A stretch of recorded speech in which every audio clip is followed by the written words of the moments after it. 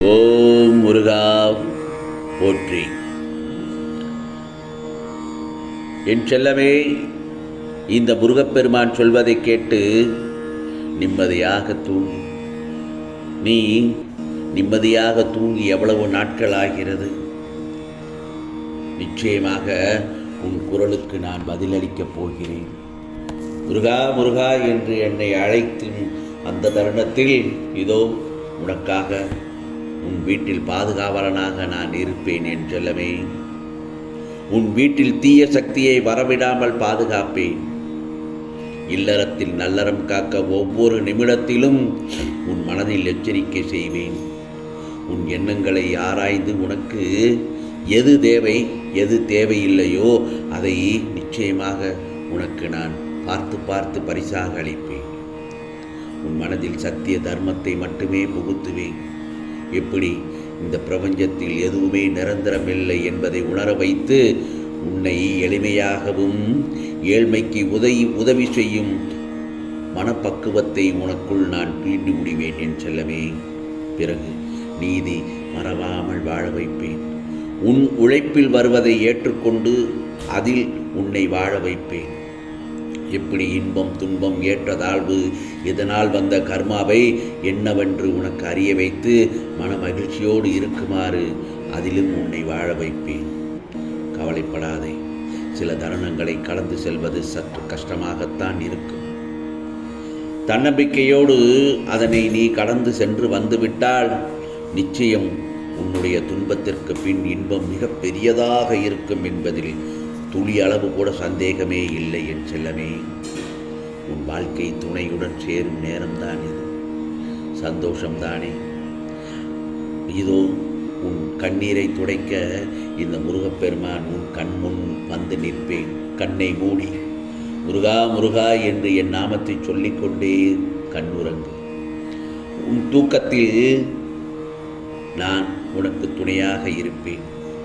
நீ தூங்கும் பொழுது உன் கனவில் நான் வருவேன் என் செல்லமே.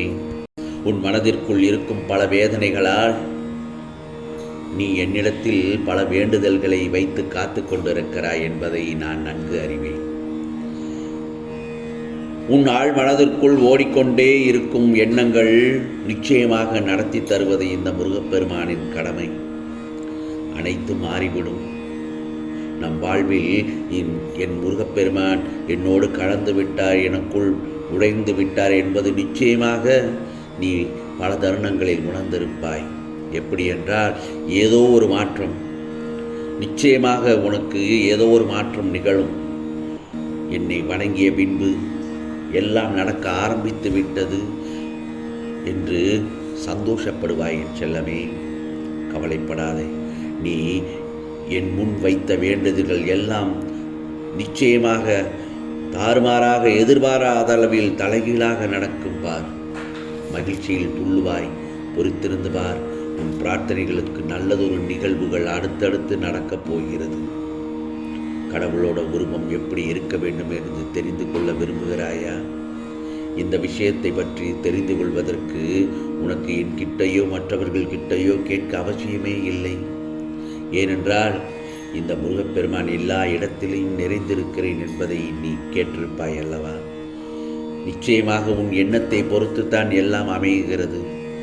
நீ ஒரு பெரிய மலையை கடக்க வேண்டும் என்று நினைத்தால் உனது எண்ணம் அதைவிட பெரிதாக இருக்க வேண்டும். அப்பொழுதுதான் உன்னால் அந்த மலையை கடக்க முடியும். அப்படி முடியாது என்று தோன்றும் சமயத்தில் உன்னுடைய எண்ணத்தை நீ சின்னதாக்கிக்கொள். அது ஒரு சின்ன மடுவா உன் கண்ணுக்கு தெரியும். அந்த சமயத்தில் அதை எளிதாக கடக்கவும் உன்னால் முடியும். ஆகவே இந்த முருகப்பெருமான் நடக்க முடியாததை நடத்தி காட்டுபவன்தான். நீ ஒவ்வொரு விஷயத்திலும் தடங்கள் வருகிறது, முருகா நான் என்ன செய்ய போகிறேன் என்று நீ கவலைப்படக்கூடாது. தடைகள்கள் எல்லாவற்றையும் படிக்கல்லாக ஏற்று உன் வாழ்க்கையை நோக்கி நடந்து சென்று கொண்டே இரு. நிச்சயமாக வாழ்க்கை வாழக்கூடியதாக மாறிவிடும். சுகமாக இருக்கும்போது நம் கண்ணுக்கு எதுவுமே தெரியாது. அப்படித்தானே கஷ்டங்கள் வரும் சமயத்தில் தான் முருகா முருகா என்று என்னை தேடுகிறாய். வாழக்கூடிய வாழ்க்கையை ஒருவர் புரிந்து கொள்கிறதில் துக்கத்தில் வாழும்போதுதான் இப்படி ஆய்விட்டதே என்று இடிந்து தலையில் கை வைத்து உட்கார்ந்திடக்கூடாது. இதோடு தப்பிச்சோம் என்று சந்தோஷப்பட்டவா இந்த வேதனையும் வலியும் உனக்கு மட்டுமில்லை, இந்த உலகத்தில் உள்ள எல்லா மக்களும் அனுபவிக்கிறார்கள் தான். வரக்கூடிய கஷ்டத்தை பார்த்து ஓடி ஒழியக்கூடாது. நாம் அதை எதிர்த்து நின்று தைரியமாக போராட வேண்டும். ஆகவே முயற்சியும் நம்பிக்கையும் இல்லாமல் வாழ்க்கையை எதிர்கொள்வது கொஞ்சம் கஷ்டம்தான். உனது எதிர்காலத்தை பற்றி யோசிப்பதில் தவறில்லை. ஆனால் நீ அதையே சிந்தித்து கொண்டு தற்போதுள்ள சூழ்நிலையில் கவனமாக செயல்படாமல் உன்னுடைய நிலைமையை சிக்கலாக்கிக் கொள்கிறாய். உனக்கு ஏன் வீணான கவலை? உனக்கு நீ கவலைப்படுவதால் அது எந்த விதத்திலும் உனக்கு பலனை தராது என்பதில் சந்தேகமே இல்லை. கலங்க வேண்டாம். எல்லாம் நன்மைக்கே என்று எடுத்துக்கொள். என்னுடைய செல்ல பிள்ளைக்கு எது நன்மையோ இந்த முருகப்பெருமான் அதை மட்டும்தான் நான் அளிப்பேன், அதை செய்வேன். கைகூட வேண்டிய செயல்கள் தாமதம் ஆனாலும் தப்பாமல் உனக்கு வேண்டியது நிச்சயமாக நல்லது நடக்கும், நிச்சயமாக. ஆகவே தர்மம் தலை குனிந்து அதர்மம் நியாயம் செய்கிற கலிகாலத்தில் நாம் வாழ்ந்து கொண்டிருக்கிறோம் என்பதை மறந்துவிடாதே. இப்போது நாம் பார்க்கும் எந்த இடத்திலும் நியாயத்திற்கும் நேர்மைக்கும் உண்மையான உழைப்புக்கும் உகந்த பலன் கிடைக்காத சூழல் நிலவுகிறது. நேர்மையாக வாழ்பவர்கள் அலைக்கழிக்கப்படுகிறார்கள். ஏமாற்றுவார்கள், பொய் பேசுவது அன்றாட தொழிலாக வைத்திருப்பவர்கள், பிறர் சொத்தை அபகரிப்பவர்கள், காம வெறியர்கள் ஆகியோர் சீரும் சிறப்புமாக வாழ்கிறார்கள். நிலை தவறுகிறவர்கள் தங்கள் வாழ்க்கையில் நடக்கிற ஒவ்வொரு நிகழ்வுக்கும் ஜோதிடம், அருள்வாக்கு என சதா அலைந்து கொண்டிருக்கிறார்கள்.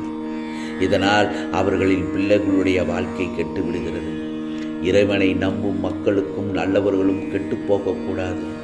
கடனிலும் கஷ்டத்திலும் சிக்கி அல்லல் படக்கூடாது. பொய் பேசுபவர்களின் பேச்சை இனியும் நம்பி ஏமாறக்கூடாது என்ற நோக்கில் நிச்சயமாக நான் எல்லாவற்றையும் கருணை மனம் உள்ளவர்களை மட்டும் தேடி பிடித்து என் பக்கத்தில் அழைத்து வைத்துக் கொள்கிறேன். அப்படித்தான் நீயும் என்னால் தேர்ந்தெடுக்கப்பட்டவன். சிட்டுக்குருவியின் காலில் நூலை கட்டி இழுப்பதை போலத்தான் நிச்சயமாக நான் உன்னை இழுத்திருக்கிறேன் என்பதில் கவலையே இல்லை. உண்மையை மட்டும் பேசு. பிறருக்கு தீமை செய்யும் உண்மையை பேசாதே. பிறருக்கு எது நன்மையோ அதை பேசு. பிறரை இனிமைப்படுத்த பொய் பேச வேண்டாம். இதுதான் தர்மம். நிச்சயமற்ற தன்மை ஒரு மிகப்பெரிய பரிசாக இருக்கலாம். அது நம்மை பிரம்மாண்டமான நம்ம குணத்தை செம்மைப்படுத்துகிறது, நம்முடைய நம்பிக்கையை பலப்படுத்துகிறது. தழுவிக்கொள். நம்மையோ அல்லது நமது திறமைகளோ குறைத்து மதிப்பிட வேண்டாம். பிழைகள் நாம் இருக்கும் இடத்திலிருந்து நாம் இருக்க விரும்பும் இடத்திற்கு அழைத்து சொல்லும் படிக்கற்கள். வேதனையும் துன்பத்தையும் வெல்லும் ஆற்றல் நம்மிடம் உள்ளது. உயிரோடு இருப்பதன் அர்த்தம் என்ன தெரியுமா? அதுதான் நம் வாழ்க்கையின் விஷயங்கள் சேராத போது கழிக்கத் தொடங்குங்கள். உன்னுடைய தற்போதைய வாழ்க்கையிலும் அதற்கு அப்பாலும் தெய்வீக பிரசன்னத்தால் நிச்சயமாக இந்த முருகப்பெருமானின் ஆசீர்வாதத்தால் ஆசீர்வதிக்கப்படுவாய் என்பதில் கவலையே சந்தேகமே இல்லை. நிம்மதியாக கண்ணுறங்கு என் செல்லமே. இது முருகனின் அருள் வாக்கு, சத்திய வாக்கு. உனக்கானதெல்லாம் நிச்சயமாக நல்லது நடக்கும். நல்லது மட்டுமே நடக்கும். அதுவும் நன்மையாகவே இருக்கும். ஓம் சரவண பவ.